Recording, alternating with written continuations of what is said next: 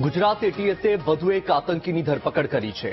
આપણે જણાવી દઈએ કે ગુજરાત એટીએસની કાર્યવાહી પકડાયેલા આતંકીઓના સંપર્કમાં રહેલી વધુ એક મહિલા આતંકી પકડી। ખૂબ મોટા પાયે આ મહિલા આતંકી દ્વારા કામગીરી કરવામાં આવી રહી હતી।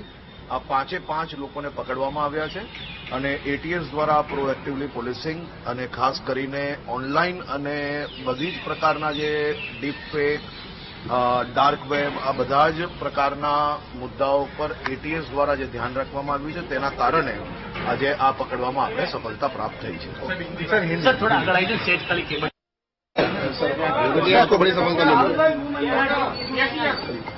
गुजरात एटीएस ने अलकायदा इंडियन सबकॉन्टिनेंट के पहले 4 आतंकियों को गिरफ्तार किया है। कल एक और बड़ी सफलता गुजरात एटीएस को प्राप्त हुई है।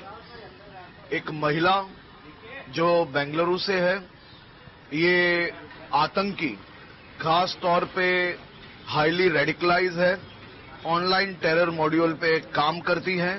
उसके बहुत ही महत्वपूर्ण पाकिस्तानी संपर्क भी उसके अलग अलग डिवाइसेस से मिले हैं।